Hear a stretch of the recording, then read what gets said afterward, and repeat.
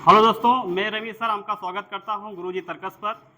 हमारी पूरी टीम आपको कंटिन्यू यूपीपी प्रैक्टिस बैच करवा रही है। उसी को आगे करते हुए ये हमारा मैथ का वीडियो है। आइए देखते हैं क्वेश्चन। मैथ के पहला क्वेश्चन है, देखिएगा। और हमेशा की तरह आज भी अपना पेन पेपर साथ में रखिएगा। और क्वेश्चन को हम आज से करने से पहले आप क्वेश्चन को पहले सॉल्व करिए। हम करें उससे पहले आप जरूर क्वेश्चन करिए। चलिए, पहला क्वेश्चन है, दो संख्याओं का एचसीएफ यानी कि मासा 11 है और उनका एलसीएम 609 है। यदि एक संख्या 77 है तो दूसरी संख्या ज्ञात कीजिए। दूसरी संख्या ज्ञात कीजिए, करिएगा।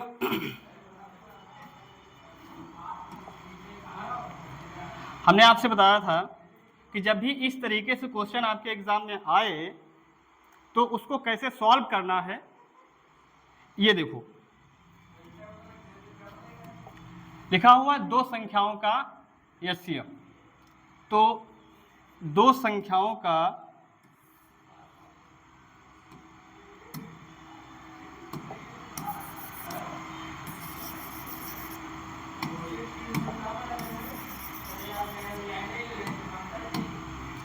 जब भी दो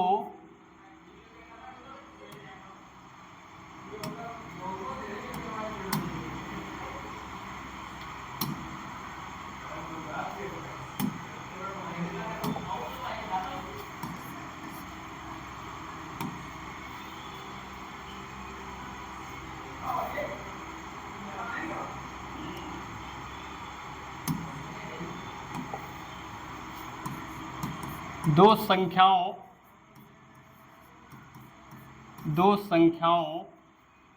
का गुणनफल, दो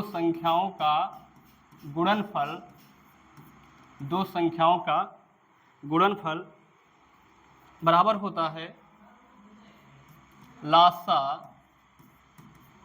गुणे में मासा। गुणे में क्या होता है? मासा। थोड़ा इसको मैं इधर बढ़ा देता हूं ताकि आप लोगों को स्पष्ट दिखे।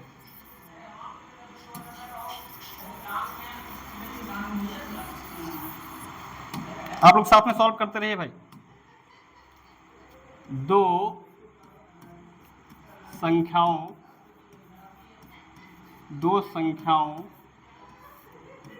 का गुणनफल बराबर होता है लासा गुणे में मासा। ठीक है, आज को ये क्वेश्चन पूछा गया है, कल को हो सकता है इस पे क्वेश्चन आ जाए, तो इसको आप ध्यान में रखिएगा कि क्वेश्चन को कैसे सॉल्व करेंगे।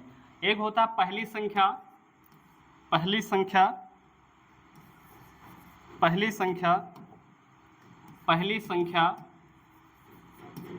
गुणे दूसरी संख्या लासा गुणे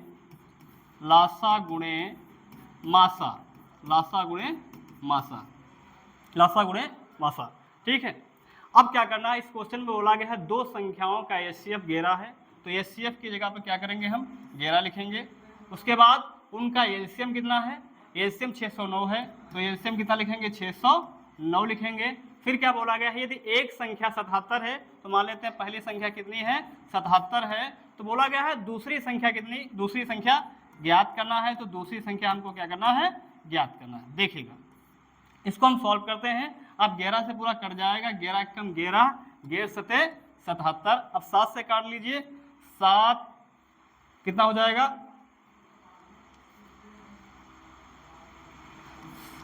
7 तो 8 कितना हो जाएगा, 56, और बचा कितना, 4, 7 सते 49। अब दूसरी संख्या जो निकल के हमारे सामने आ जाएगी, तो दूसरी संख्या क्या हो जाएगी, 87 हो जाएगी। दूसरी संख्या क्या हो जाएगी, 87 हो जाएगी। तो आप ये जो हमने फार्मूले लिखवाए हैं ये आप अपने दिमाग में जरूर रखिएगा, क्योंकि हो सकता है कि इनसे आने वाले एग्जाम में आपके क्वेश्चन फंस जाए। ये आप पहला ये रखिएगा, और इसी का दूसरा ये क्वेश्चन का जो है इसको भी आप ध्यान में रखिएगा। ठीक है, इसको भी क्या मतलब आप ध्यान में रखिएगा।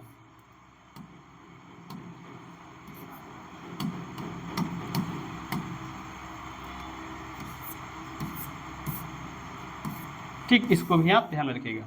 अगला इसी में, और मैं आपको एक बताता हुआ चलूं, अगला पेज ले लेता हूं। जब दो संख्याओं का हमने लिखा है, यहां नहीं, देखो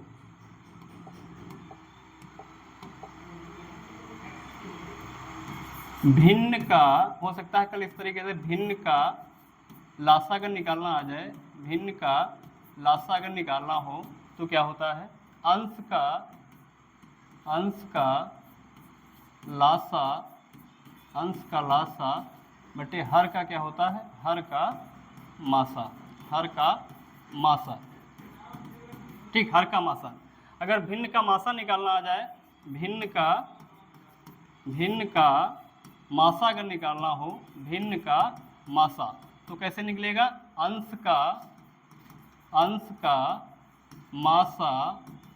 का मासा बटे में क्या हो जाएगा, हर का लासा। क्या हो जाएगा, हर का लासा हो जाएगा। ठीक है, तो ये जो हम आपको बता रहे हैं, इन पे आप गौर फरमाइएगा, यानी कि इनको जरूर देखिएगा। ठीक है, तो हमारा पहला क्वेश्चन हो गया है, आशा करता हूँ आपके समझ में भी आया होगा। चलते हैं नेक्स्ट क्वेश्चन पे। अगला क्वेश्चन देखिएगा।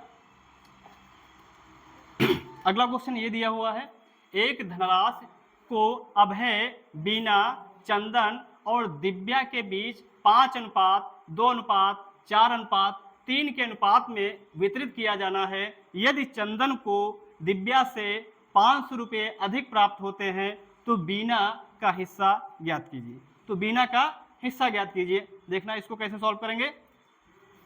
क्या बोला गया है, कितने लोग हैं, देखिएगा कितने लोग हैं, अभय है, और कौन है, बीना है, अभय है, बीना है, और कौन है, चंदन है, CH बना रहा हूं मैं, चंदन है, और कौन है, दिव्या है, यानी कि दिव्या है। ठीक है, दिव्या है। ये थोड़ा कट रहा है, इसको हम थोड़ा, चलो यही देख लो। दिव्या है, इनका जो रेशियो दिया कितना दिया हुआ, 5, रेशियो कितना 2, रेशियो कितना दिया हुआ है 4, और रेशियो कितना दिया हुआ है 3। यानी कि जो अभय, बीना, चंदन और दिव्या का जो रेशियो दिया हुआ है कितना दिया, 5:2:4:3 दिया हुआ। आगे क्वेश्चन बोला गया है यदि चंदन को दिव्या से 500 रुपये अधिक मिले। अब आप देखिएगा कि चंदन को दिव्या से, यानी रेशियो में देखिएगा कि चंदन को दिव्या से कितने रुपए अधिक मिले। यानी कि यहाँ पर रेशियो में अगर हम देखेंगे तो चंदन को 1 रुपया रेशियो में अधिक मिला है, तो इस 1 की वैल्यू इसके बराबर कर देंगे, और संख्या में कितना मिला अधिक, 500 रुपया मिला है, तो 500 के बराबर कर देंगे। क्या, यानी कि रेशियो में चंदन को दिव्या से 1 अधिक मिला है और संख्या में कितना मिला है, 500 अधिक मिला है। तो 1 में कितने से गुणा कर दिया जाए कि 500 हो जाए। तो आप सबको पता होगा कि हम 500 से यदि गुणा कर देंगे 1 में तो 500 हो जाएगा।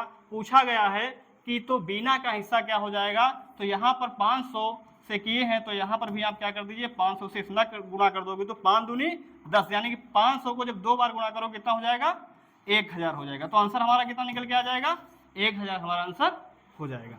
ठीक है, कल को अगर पूछ लें आपसे कि बताइए अभय का हिस्सा क्या होगा, तो इसमें भी आप क्या करेंगे, 500 से आप मल्टीपल कर देंगे, 2500 किसका हिस्सा हो जाएगा, अभय का हिस्सा हो जाएगा। अगर कल को वो ये ना पूछ ले अभय और चंदन के बीच अंतर कितना होगा, तो यहाँ पर आप 5 और 4 का डिफरेंस ले लीजिए, कितना हो जाएगा, 5 और 4 का डिफरेंस 1 हो जाएगा, वही आई थिंक आ जाएगा 500, यहाँ पर भी आ जाएगा। ठीक है, तो इस तरीके से ऐसे क्वेश्चनों को, ये रेशियो का क्वेश्चन है, जब भी इस तरीके से आए तो इन क्वेश्चनों को इस जैसे हम बता रहे हैं वैसे बनाना है आपको। ठीक है, आशा करता हूँ समझ में आएगा। नेक्स्ट क्वेश्चन देखते हैं।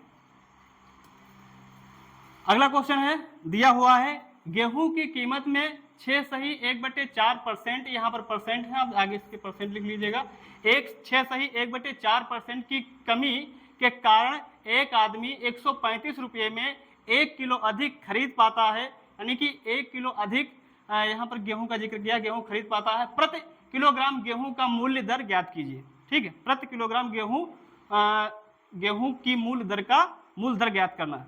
चलिए इस क्वेश्चन को आप बनाइए पहले, तत्पश्चात मैं बनाता हूँ।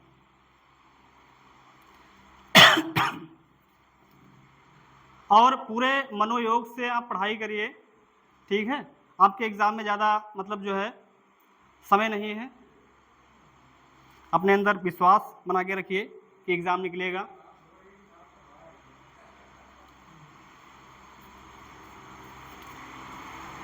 चलिए देखिएगा,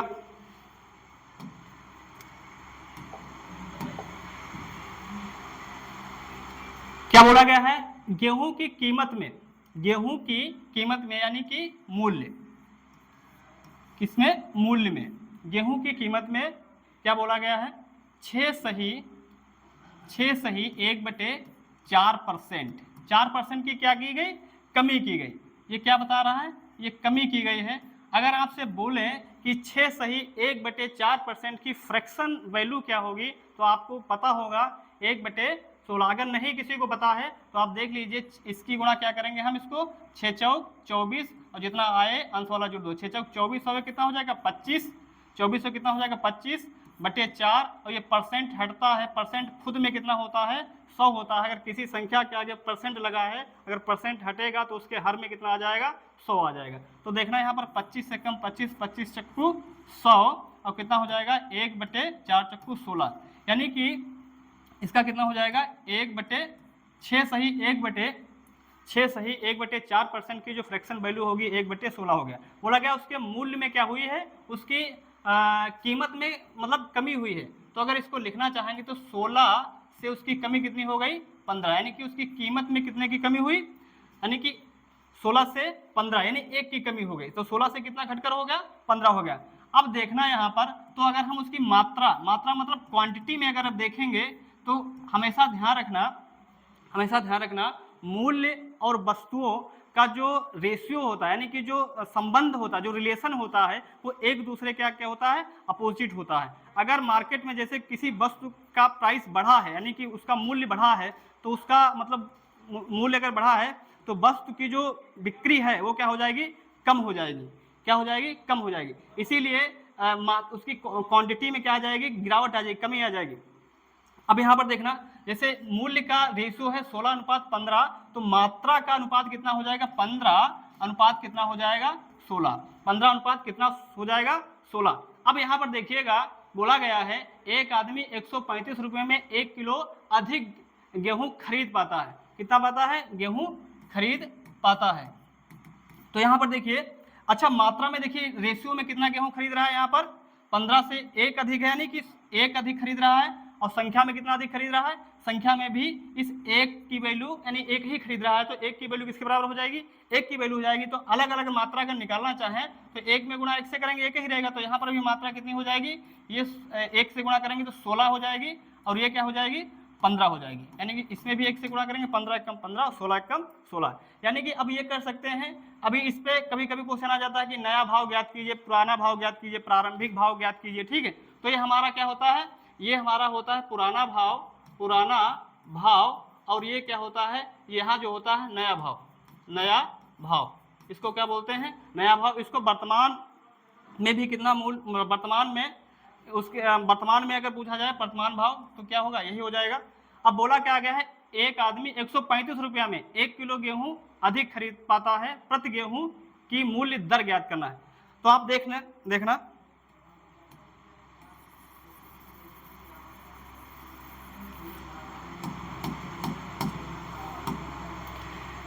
कितने रुपये हैं, 135, अब कितना खरीद रहा है यहाँ पर, मात्रा कितने, 15 kg। जब हम 100 यानी रुपयों में मात्रा से भाग कर देंगे तो क्या आ जाएगी, गेहूं की मूल्य दर आ जाएगी। तो 15 नमैया कितना हो जाएगा, 135। तो इसका आंसर कितना आ जाएगा, 9। आंसर कितना आ जाएगा, 9 रुपये प्रति, जो दर होगी गेहूं की मूल्य दर कितनी हो जाएगी, 9 रुपये प्रति किलोग्राम के हिसाब से गेहूं खरीदेगा, ठीक है। तो इस तरीके से इस क्वेश्चन को हम सॉल्व करेंगे। अगला चलते हैं, नेक्स्ट क्वेश्चन।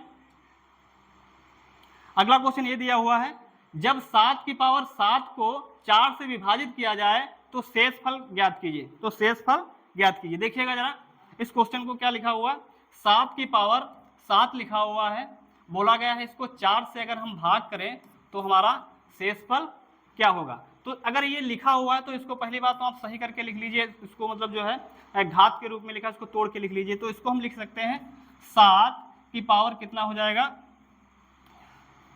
7 की पावर 2 और पूरे की पावर कितना हो जाएगा 3, यानी 3 दूनी 6 और गुणे में 1 कर लीजिए, क्या 1 इधर कर लीजिए 7, यानी कि ये 7 की पावर 7 ही लिखा हुआ है। आपको पता होना चाहिए कि यदि गुणे में आधार समान है तो उनकी घातें क्या होती हैं, गुणे में घातें जुड़ती हैं। तो 4 3 कितना हो जाएगा 7। यहाँ पर देखिए कितना लिखा हुआ 3 दूनी 6, 3 दूनी 6, यानी कि जब घात के ऊपर घात लगी होती है तो घातों की आपस में गुणा हो जाती है। तो 3 दूनी 6 हो जाएगा, 3 दूनी कितना हो जाएगा 6 और 6 और 1 7, यानी कि 7 की पावर 7 ही लिखा हुआ।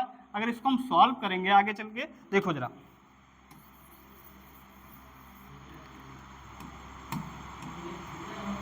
तो यहां पर क्या हो जाएगा ये देखना जरा, 7 की पावर 3 यानी 7 सती 49, ये 7 की पावर 49 यानी 49 कितनी बार लिखा जाएगा 3 बार, तो 49 गुणे कितना हो जाएगा 49 गुणे कितना हो जाएगा 49। अब आगे तो 7 लिखा हुआ है, यदि इसमें हम 4 से भाग करेंगे तो आपको पता होगा 4 से जब भाग करोगे तो 12 चौक 48 होता है। यहाँ पर शेषफल कितना मिलेगा हमको 1 मिलेगा, 12 चौक 48, यहाँ पर 12 चौक 48 यानी यहाँ पर भी शेषफल मिलेगा 1, 12 चौक 48, यहाँ पर भी शेषफल मिलेगा, और 4 एकम 4 यानी कि शेषफल यहाँ पर कितना मिलेगा 3। यदि हम इसकी गुणा कर देंगे, देखना जरा, जब हम इसकी गुणा कर देंगे तो 1 गुणे 1 गुणे 1 और गुणे कितना 3, तो कुल मिला के आंसर कितना आ जाएगा 3 एकम 3, इसका क्या हो जाएगा शेषफल बचेगा। ठीक, आशा करता हूँ ये समझ में आया होगा। हमने क्या किया है, ये 7 घात को तोड़ लिया है, 3 दूनी 6, यानी कि 7 की पावर 2 उसकी पावर कितना 3, ये लिखा हुआ 6 और 1 पावर इधर, यानी कि लिखा 7 ही हुए, तो 7 सती 49। अब ये कितनी बार लिखा हुआ 3 बार, तो 49 इंटू 49 और 7 की पावर 1 यानी 7। तो 4 से भाग किए 12 चौक 48 यानी शेषफल बचेगा 49 था, 1 बचेगा, फिर 12 चौक 48 शेषफल कितना बचेगा 1, फिर 12 चौक 48 शेषफल कितना बचेगा 1, फिर 7 एकम 7 शेषफल कितना बचेगा 3। अब इनकी क्या करेंगे आपस में हम गुणा कर देंगे तो आंसर कितना आ जाएगा 3 आंसर आ जाएगा। ठीक है, नेक्स्ट क्वेश्चन देखते हैं। अगला क्वेश्चन है सरल कीजिए 15 + 21 गुणे ब्रैकेट में रूट के अंदर 9 है +-2 + 5 और भाग में क्या है 2। ठीक है, देखिएगा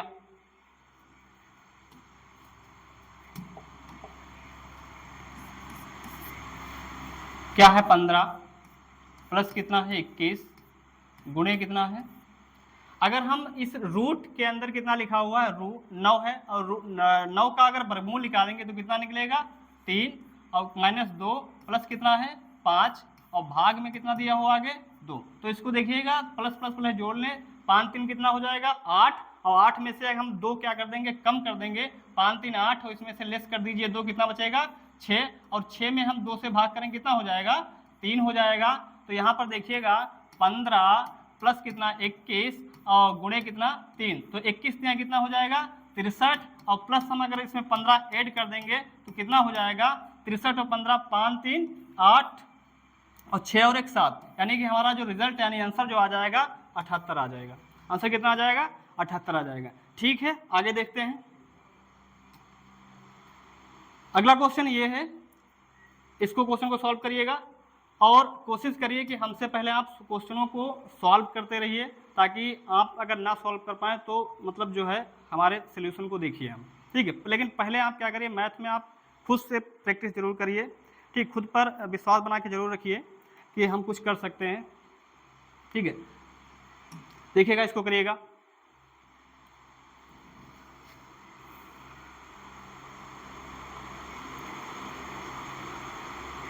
कहते हैं खुद पर अगर विश्वास है, अपने कार्य के प्रति सच्ची लगन है तो झंडा कहीं भी गाड़ा जा सकता है। तो अपने ऊपर विश्वास रखिए और कंटिन्यू मेहनत करिए, रिजल्ट तो आएगा ही आएगा। देखिएगा, अब इसमें क्या करिए, क्वेश्चन दिया हुआ है, आप करिए प्लस एक तरफ कर लीजिए, माइनस एक तरफ, यानी प्लस प्लस को पहले जोड़ लीजिए, माइनस माइनस कर लीजिए। देखिएगा यहाँ पर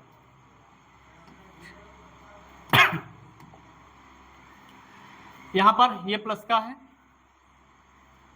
ये प्लस का है और ये प्लस का है। ठीक, तो देखिएगा 31.004। ठीक, उसके बाद देखिए 0.7 उसके बाद देखिए कितना है 0.3, ठीक, ये क्या हो गया हमारे प्लस वाले, तो 4 0 7 3 10 और 1 1 2 हासिल और 3, ये हो गया। अब क्या कर दीजिए आप देख लीजिए, -4 देखो आप किस तरीके से करते हैं, हमारे साथ में जो बच्चे हैं उनको मतलब हो सकता है कि ये पॉइंट वाले क्वेश्चनों में जोड़ने में घटाने, तो इसलिए हम सीधे मतलब जो है एक एक करके आपको बता रहे हैं कि कैसे आपको वहाँ पर करना है, ठीक है। बाकी आप इसको अलग कर लीजिए, इसको जोड़ लीजिए, तुरंत आप क्या कर सकते हैं ऐड करके लिख सकते हैं, ठीक, घटा के लिख देंगे। अब देखिएगा यहाँ पर माइनस वाली वैल्यू कौन है, ये हमारी माइनस वाली है, तो 4.98, उसके बाद माइनस वाली देख लीजिए वैल्यू कौन हो जाएगी, ये हो गया माइनस, माइनस कितना हो गया 7.6 और माइनस कितना हो गया 2, ठीक। अब इनको क्या कर लीजिए एक तरफ इनको ऐड कर लीजिए, माइनस माइनस क्या होगा प्लस होगा, तो 8 9 6 और 6 15, अब देखिए इधर 7 2 9 4 13, ये कितना हो जाएगा 14। अब देखिएगा, अब इसको क्या करते हैं, ये माइनस का है, अब इसको घटा दीजिए यहाँ, 5 8, अब इसको घटा लीजिए 4, कितना आ जाएगा 2, और यहाँ पर 9 से गया कितना जाएगा 5 4 बचेगा, यहाँ पर देख लीजिए 7 4 11, यहाँ पर कितना बचेगा 1, यानी 17.4 4 7 वाला को है 7, हाँ ये है, लगा दीजिए आपको कितना, ये आंसर हमारा आ जाएगा, ठीक है। तो इसको आप क्या कर सकते हैं अलग अलग काउंट करके आप ऐड कर सकते हैं, ठीक है। अगला देखिएगा नेक्स्ट क्वेश्चन, बोला गया मोहन ने 17वीं पारी में 97 रन बनाए और इस तरह उसकी औसत 3 बढ़ गया। 17वीं पारी के बाद उसकी औसत ज्ञात कीजिए, 17वीं पारी के बाद उसका औसत ज्ञात कीजिए, 17वीं पारी के बाद उसका औसत ज्ञात कीजिए। देखना इस तरीके से अगर क्वेश्चन आए तो इसको मैं आपको ट्रिक से भी बता दूंगा और इसका बेसिक क्वेश्चन को कैसे लगाएंगे वो भी मैं आपको समझा रहा हूँ, समझना जरा। देखिए यहाँ पर कितनी पारियों का जिक्र किया गया है, मोहन ने 17वीं पारी में 97 रन बनाए और इस तरह उसकी औसत 3 बढ़ गया। इस तरह उसके औसत में कितने की वृद्धि हो गई, 3 की वृद्धि हो गई। 17वीं पारी के बाद उसकी औसत ज्ञात कीजिए। तो हम मान लेते हैं कि 16वीं पारी में 16वीं पारी में मोहन का औसत, 16वीं पारी में मोहन ने औसत रन कितने बताए, 16वीं पारी में मोहन ने औसत रन जो बनाए, मान लेते हैं औसत रन जो बनाए वो मान लेते हैं कितने x बनाए, औसत रन कितने बनाए x बनाए। कितनी पारियों का औसत दिया है, 16 पारियों का औसत कितना है x। अगर इसका हम योग निकालेंगे तो क्या हो जाएगा, इसमें हम योग में गुणा कर देंगे, कितना हो जाएगा, ये इधर लिख रहे हैं 16x हो जाएगा, कितना हो जाएगा 16x हो जाएगा। हमने बताया कि औसत बराबर क्या होता है, कुल पदों का योग बटे कुल पदों की संख्या होता है। जब हम योग निकालते हैं तो जितने लोग होते हैं और जितना औसत होता है उसकी आपस में गुणा कर देंगे तो क्या आ जाएगा, योग आ जाएगा, ठीक है। फिर बोला गया कि 17वीं पारी में उसने 97 रन बनाए। 17वीं पारी में क्या किया गया है, 17वीं पारी में उसने कितने रन बनाए, 97 रन बनाए, जिससे उसके औसत में कितने की वृद्धि हो गई, 3 की वृद्धि हुई। तो 17वीं पारी में औसत रन कितने हो जाएंगे, 17वीं पारी में औसत रन कितने हो जाएंगे, x + 3, यानी 16वीं पारी में औसत कितना था x और 17वीं पारी में औसत कितना हो जाएगा x + 3। अगर इसी का भी हम योग निकालेंगे तो कितना हो जाएगा, यहाँ पर 17 पारियों का औसत है x + 3, तो 17 पारियों का योग कितना हो जाएगा, 17 यानी इसकी गुणा कर देंगे x से, इसकी गुणा करेंगे 3 से, तो 17x हो जाएगा और 17 × 51 हो जाएगा, 17 × 51 हो जाएगा। और 17वीं पारी में कितने रन बनाए हैं, इसने 97 रन बनाए हैं। तो हमको अगर 17वीं पारी के रन इस 97 के बराबर अगर करना है तो इस वाली यानी 17वीं पारी से ये 16वीं पारी क्या कर देंगे, घटा देंगे और किसके बराबर कर देंगे, 97 के। देखना जरा,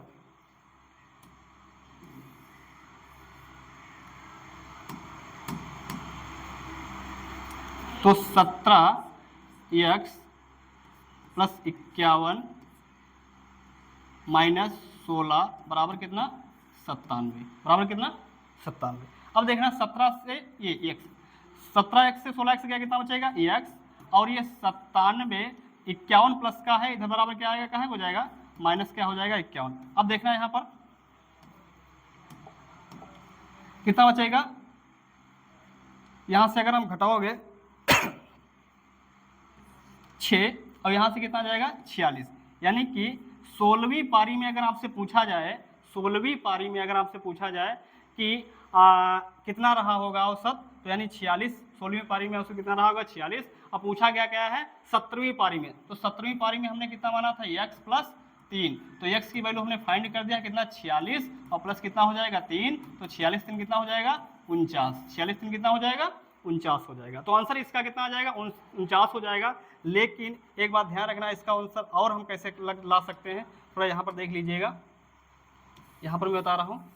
अगर इस तरीके से कभी भी आपको सामने क्वेश्चन आए, इस तरीके से अगर क्वेश्चन आए तो उसको हम कैसे देखेंगे, देखा जरा। बोला गया है, देखिएगा, मोहन ने 17वीं पारी में 97 रन बनाए। आपको करना क्या है, कुल पारी कितनी है 17 पारी है, 17 पारी है, जितनी पारी हो उन पारियों से एक कम कर दो तो कितनी पारी बचेंगी, यानी टोटल कितनी पारी थी 17 पारी थी, इन 17 पारी से एक पारी कम कर दो कितना बचेगा 16 बचेगा। और जितने औसत की वृद्धि हो रही है, जितने औसत की क्या हो रही हो वृद्धि हो रही है, इस 16 पारी से उस वृद्धि में क्या कर दीजिए आप गुणा कर दीजिए, कितना हो जाएगा 16 या 48 हो जाएगा। और जितने रन बने हो यानी 97 रन बनाए गए 17वीं पारी में, तो बस क्या करना है इस 97 में से आप 48 क्या करिए घटा दीजिए, आपका आंसर प्राप्त हो जाएगा। तो 17 से 8 जाएगा कितना बचेगा 9, और यहाँ पर 8 से गया 4 कितना 49, हमारा कितना आ जाएगा आंसर हमारा कितना आ जाएगा 49। क्या करना है जरा हम फिर से बता रहे हैं, इसको बार फिर से देखिएगा। टोटल पारी जितनी है उन टोटल पारियों को आप लिखिए पहले नंबर में। दूसरी बात क्या है, जितना टोटल पारी है 17, 17 से 1 कर दी कितने पारी आ जाएंगे 16, और जितना औसत बढ़ रहा है, अगर बढ़ रहा होगा या वृद्धि हो रही होगी तो आप क्या करना है इन कम हुई पारियों से जितने औसत की वृद्धि हो उसकी आपस में गुणा करना है, ठीक। अगर बढ़ रहा वृद्धि हो रही तो इसकी जो गुणनफल आया है इसको कुल रनों से घटा देना है। अगर यही चीज कमी में आती तो आपको क्या कर देना है कुल रनों में इनको गुणा करने के बाद जोड़ देना होता है, बस इतना इसके काम करने का आपको आंसर आ जाएगा। तो इसका आंसर कितना हो जाएगा 49 हो जाएगा। कितना आंसर हो जाएगा 49 हो जाएगा। चलिए अगला देखते हैं क्वेश्चन। अगला क्वेश्चन है, एक विक्रेता ने 10 रुपये में 6 के केले खरीदे और उन्हें 6 में 4 के हिसाब से बेच दिया, उसका लाभ या हानि ज्ञात कीजिए। उसका लाभ या हानि ज्ञात कीजिए। अभी हमने इस तरीके से आपको क्वेश्चन एक बताया था प्रॉफिट एंड लॉस का, कि यदि रुपये और मूल्य कहीं पे आ जाते हैं तो उनका जो रिलेशन होता है वो रिलेशन क्या होता है एक दूसरे के अपोजिट होता है। यहाँ पर देखना क्या बोला गया है, एक विक्रेता 10 रुपये में, तो मूल्य आप इस ऐसे लिखिए और क्या करिए वस्तुएं इधर रखिए, वस्तुएं इधर लिखिए, ठीक। अब देखना यहाँ पर वस्तुएं हमने इधर लिख लिया। अब देखना 10 रुपये में क्या कर रहा है, 10 रुपये में वो 6 केले खरीद रहा है। 10 रुपये में क्या कर रहा है वो 6 केले खरीद रहा है और उन्हें 6 रुपये में 4 के हिसाब से बेच रहा है। और यानी कि ये खरीद रहा है तो क्रय कर रहा है, क्रय हमने बताया था क्रय मूल्य को सीपी से इंडिकेट करते हैं, और बेच रहा है सेलिंग प्राइस कितना है कि 6 रुपये में 4 के हिसाब से बेच रहा है, यानी 6 रुपये में 4 के हिसाब से क्या कर रहा है वो बेच रहा है। देखो हम इस अपोजिट इसलिए रखे हैं रुपये वस्तुओं को, क्योंकि इनका जो रिलेशन होता है वो क्या होता है अपोजिट ही होता है मूल्य और वस्तुओं का, एक बढ़ेगी तो दूसरी घटेगी, ये ध्यान रखना। अब देखना यहाँ पर इनकी आपस में क्या हो जाएगी गुणा हो जाएगी। 10 चौक कितना हो जाएगा 40, और यहाँ पर कितना हो जाएगा 6 रंग 36। इसका मतलब ये हुआ वस्तु खरीदी जा रही है 40 में और वस्तु बेची जा रही है कितने में 36 में बेची जा रही है। तो बोला गया है उसका लाभ या लाभ प्रतिशत ज्ञात कीजिए, लाभ या हानि प्रतिशत ज्ञात कीजिए। तो आपको पता चल गया होगा कोई वस्तु खरीदी गई है 40 की और बेची जा रही है 36 की, उस पर कितने प्रतिशत का लाभ हुआ, उस पर कितने प्रतिशत का लाभ हुआ या हानि हुआ। तो आपको स्वाभाविक सी बात है पता चल गया हो यहाँ पर क्या हो रही है हानि हो रही है। कैसे जाने, हमने आपसे बताया था कि यदि सेलिंग प्राइस बड़ा होगा सीपी से तो उस कंडीशन में हो रहा होगा लाभ, यदि क्रय मूल्य बड़ा हो जाता है एसपी से यानी कि विक्रय मूल्य से, तो वहाँ पर क्या हो जाती है हानि। तो यहाँ पर 540 की खरीद रहे हैं और 36 की बेच रहे हैं, तो 4 रुपये क्या क्या हो रहा है, हमको हानि हो रहा है। तो जितने की हानि होती है ऊपर लिखो हानि, और ये हानि और लाभ कहाँ पर होता है, क्रय मूल्य पर होता है। तो बटे में कितना लिखो 40, और निकालने हो परसेंटेज, इसीलिए गुणे में कितना हो जाएगा 100। तो 4 से 0 से 0 कैंसिल हो जाएगा, 4 एक कम 4 कितना आ जाएगा 10 से कम 10%, कितना आ जाएगा 10% की क्या होगी, 10% की हानि होगी। तो इसका आंसर कितना हो जाएगा 10% हो जाएगा। ठीक है, आंसर कितना हो जाएगा 10% हो जाएगा। अब अगला क्वेश्चन देखिएगा। अगला क्वेश्चन है,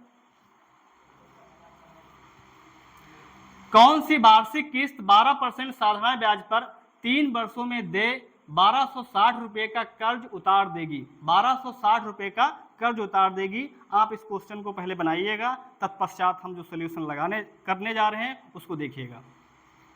चलिए करिए।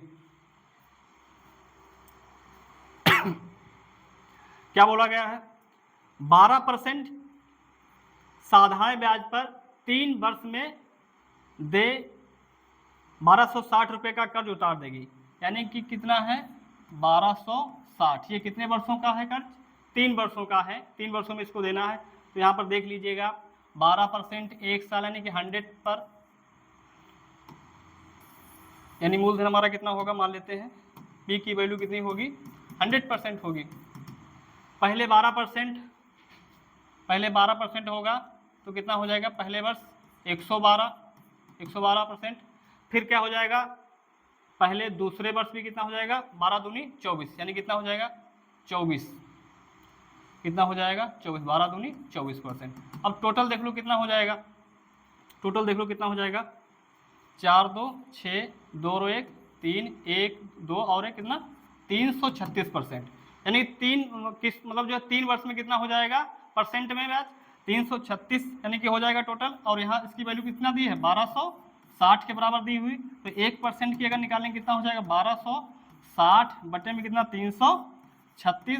अब बोला गया है कितना कर, यानी 100% की वैल्यू पूछा गया, तो 100% की वैल्यू निकाल लीजिए, कितना हो जाएगा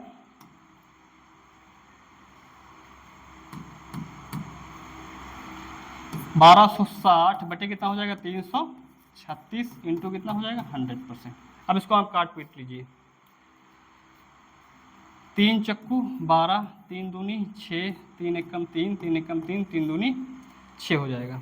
ठीक, अब 4 से काट लीजिए, कटेगा 2 से काट लीजिए, 2 पंचे 10, 2 छंग 12, 2 छंग 12 हुआ, फिर 2 दूनी 4 और 2 एकम 2, फिर 2 पंचे 10, 3 से काट लीजिए, कटेगा 3 सत्ते, 3 से नहीं कटेगा, 2 से काटिएगा,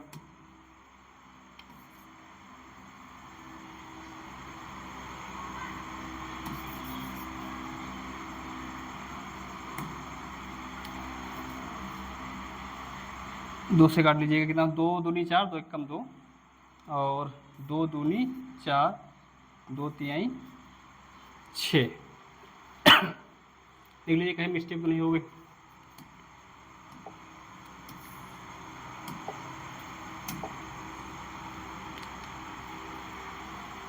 कौन सी वार्षिक किस्त 12% साधारण ब्याज पर 3 वर्षों में दे 1260 रुपये का कर्ज उतार देगी। चलिएगा देखते हैं। 100 पहला,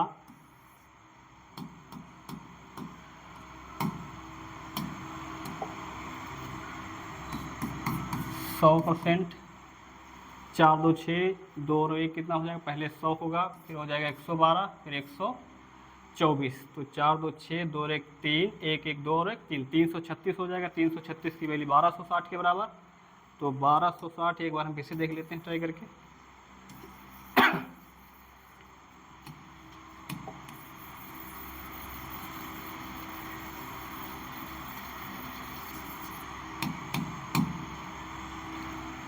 बारह 160 बटे 336 गुणे कितना हो जाएगा 100। ठीक, अब इसको काट लीजिएगा,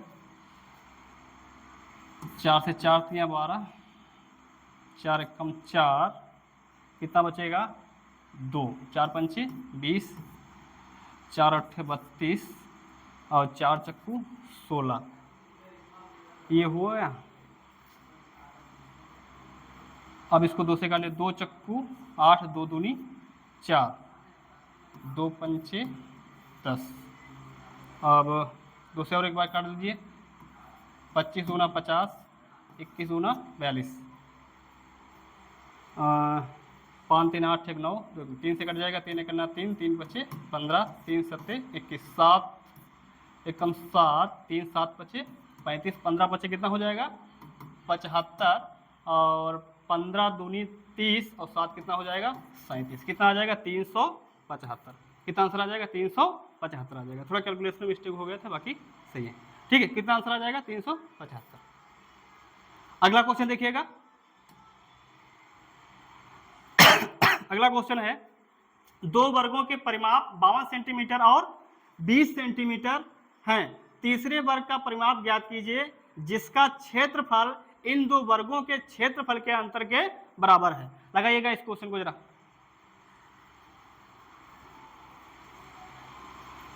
देखिएगा क्या बोला गया है। 2 वर्गों के परिमाप मान लेते हैं, पहला वर्ग दूसरा वर्ग, पहले वर्ग का परिमाप दूसरा वर्ग का। आपको वर्ग का परिमाप पता होगा कि वर्ग का जो परिमाप होता है, मैं एक बार इधर लिख रहा हूं, जो वर्ग का परिमाप होता है, वर्ग का परिमाप क्या होता है, परिमाप होता है 4a। क्या होता है 4a।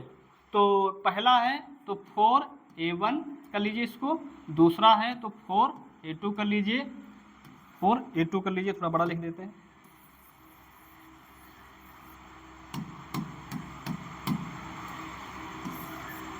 A1 और A2, ठीक। अब देखिएगा, पहले वर्ग का जो परिमाप दिया है वो कितना है 52 सेंटीमीटर, दूसरे वर्ग का जो परिमाप दिया है वो कितना दिया हुआ है 20 सेंटीमीटर।